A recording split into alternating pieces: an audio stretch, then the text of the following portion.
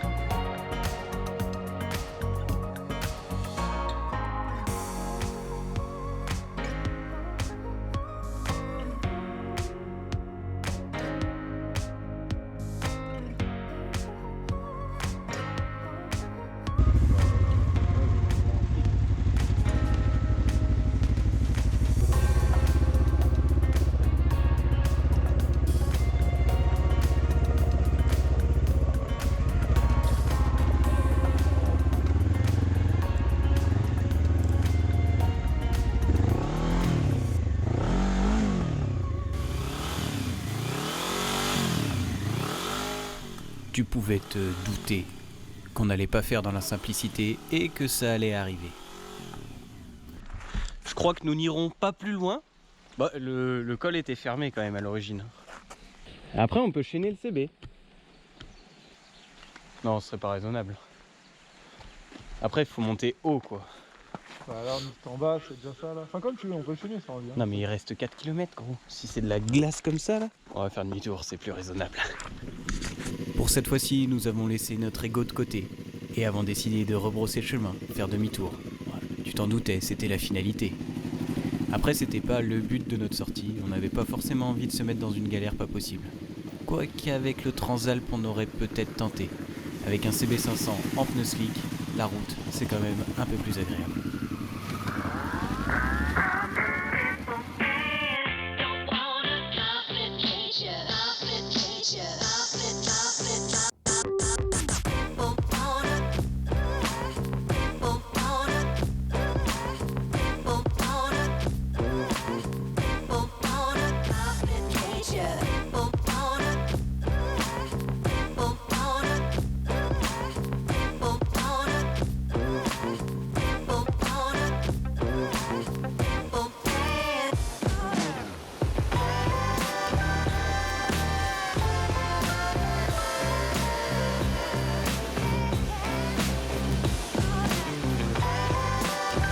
Ça, ce sont les cascades de Vérine.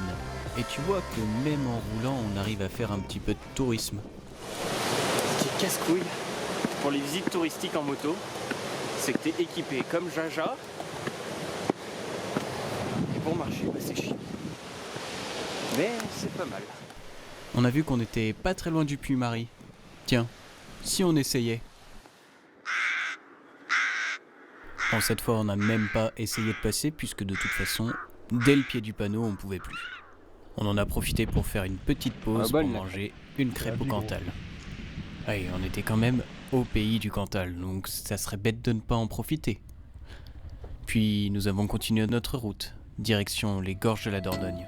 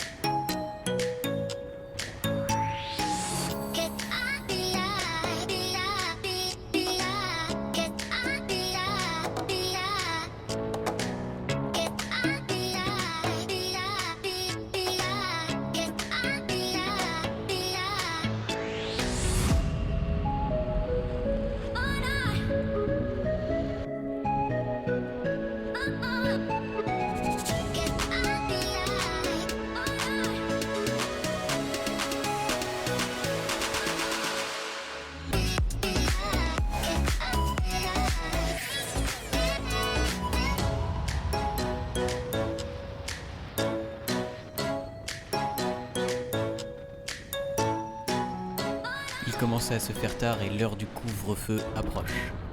Nous décidons donc de demander à l'habitant pour trouver un lieu où bivouaquer. Continue là. D'accord. Après la maison. C'est ça là. Oui, après cette maison là. Vous continuez. Ouais. Et là, vous pouvez vous garer. C'est moi le propriétaire. Ah, bah c'est pas. Ah, mais bah, c'est pas ça doit ça, être alors, plus après. loin alors. Parce qu'au fond, là, là-bas, c'est un endroit. Ici, c'est un endroit. Ouais, donc ça doit être plus loin alors. Ok, ça roule. Merci. T'es énervé, je sais pas. Ouais, il était buté un peu. Hein? Il était un peu buté, ouais. Un peu déçu de l'accueil du monsieur, et surtout que le terrain qu'on nous avait montré était accolé à son terrain, nous avons décidé de partir seuls à la recherche d'un endroit où bivouaquer. Alors c'est assez galère dans la vallée de la Dordogne parce que presque tous les terrains sont privés, et c'était assez difficile de trouver un endroit public. Et surtout, nous avions dépassé l'heure du couvre-feu. Forcément, il a fallu qu'on rencontre les gendarmes. Là, il n'était plus question de s'arrêter ou de chercher, il fallait tracer, fuir. On sait jamais, ils auraient peut-être pu nous suivre. Et merde, deuxième véhicule. Bon, cette fois, on trace vraiment. Et ce qui devait arriver arriva. Je me suis foutu dans le fossé. Et impossible de la sortir, je me suis complètement enlisé. Ah bah vas-y. La moto elle tient toute seule. Faut faire gaffe parce qu'on a croisé la gendarmerie quoi, qui viennent pas chez nous. C'est dit là. Oh mais sérieux, il y a une co... Allez, vas-y.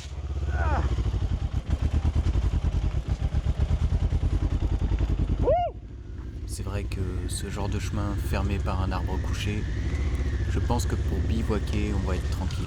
Personne va venir nous emmerder. Là, et on fout la tente sur le chemin. Bon, c'est sûr qu'on n'avait pas trouvé le spot de rêve, mais au moins on avait le mérite d'être tranquille. Et on a pu bien manger. Je vais me brûler. Passoire m'a dit une vie de motard. Elle est bien ou pas? T'en penses, Jules? C'est de la merde. Putain, mais je suis vraiment trop con, moi je me mouille les pieds. Quelle merde là. Une bonne côte de bœuf d'Aubrac sur un barbecue en février. Que demander de mieux? Première nuit, on a galéré avec le couvre-feu à trouver un endroit où bivouaquer. Et du coup, on s'est posé dans un chemin au milieu des bois, à l'abri du vent, pensant que c'était une bonne idée, mais en fait le vent a soufflé tellement fort qu'on avait peur que les arbres se cassent la gueule. Donc on n'a pas bien dormi, en plus c'était en pente. Je vais te montrer.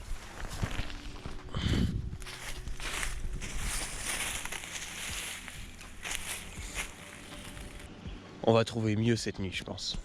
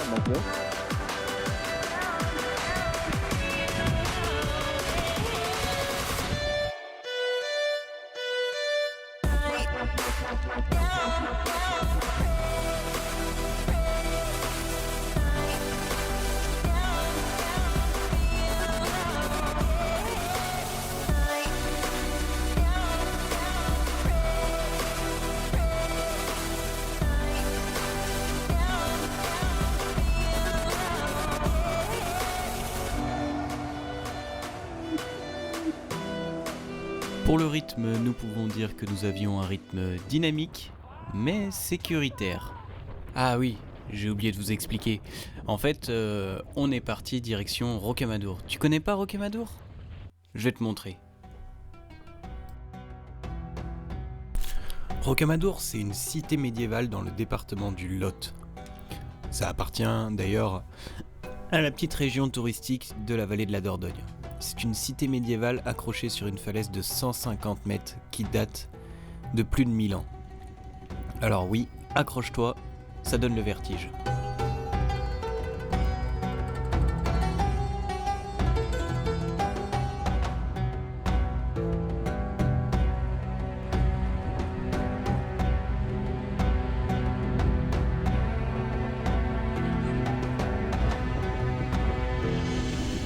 Tu te dis que notre petite halte touristique s'arrête là, mais hop hop, en 2 poignées de gaz, nous nous sommes retrouvés à Saint-Cirque de la Popie. Tu connais pas? C'est joli aussi. Très joli même.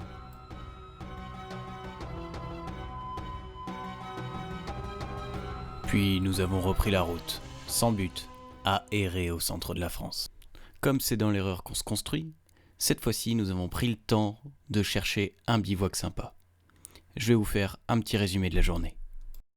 Encore une journée rondement menée, puisque on a fait... Je crois que ça se compte pas en kilomètres, mais en nombre d'heures. Donc du coup, on a fait la Dordogne, on est descendu par les causses de Quercy, Rocamadour, tout ça. Ensuite, on a remonté le Lot, passé dans l'Aubrac, et là, on est au bord du lac du viaduc de Garabit. Garabit, je sais pas. Petit bivouac sympa. Au bord du lac. Bon, on est en plein hiver, mais bon, c'est agréable quand même. Et cette fois, on a trouvé un bivouac quand même super sympa, tu vois. Et on a passé une nuit tranquille, pas emmerdé par le vent ni les arbres qui risquent de se casser la gueule. Bon ben voilà, matin du dernier jour, petit feu, le petit thé, la tente là qu'on va plier, les motos derrière, et ma gonzesse, ma petite Julien, qui a fait ses petites fessières là pour se faire belle et là qui fait la vaisselle. Ça va chérie? Elle est propre la vaisselle? Non. Ah, merde. Putain, je l'ai mangé. Bon, il fait un peu froid du coup. Mais on est bien, on a toujours cette jolie vue. On n'a pas trop été emmerdé cette nuit. Quelques petites souris là-haut là, mais sinon ça va. Voilà. Là on va rouler, on va rentrer tranquille jusqu'à Lyon. Je pense qu'on va prendre la journée tranquillement, on va passer par le Puy-Marie, on va rouloter un peu et puis voilà. Attends. T'as dit rouloter tranquillement. C'est pas possible.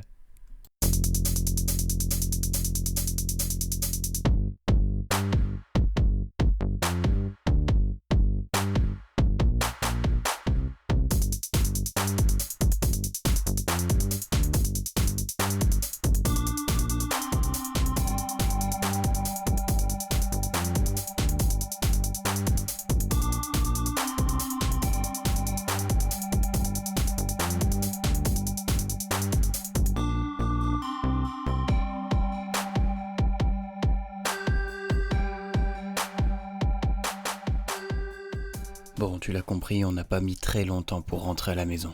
Pour conclure cette vidéo, je tenais à te dire que peu importe l'opportunité ni le moment, par les temps qui courent, on ne sait pas ce qui peut se passer. Il n'y a pas besoin de préparatifs, il n'y a pas besoin de programmer quoi que ce soit, pars. Et surtout, n'hésite pas à t'abonner à la chaîne YouTube pour voir encore plus de vidéos. Et reste connecté, car cet été, j'ai prévu une petite chose pour toi. J'en peux plus. Je crois qu'on a fait 1500 bornes en 2 jours et demi, là, je suis... Un café? Ouais. Allez, un café. Allez, bon les gars, ciao.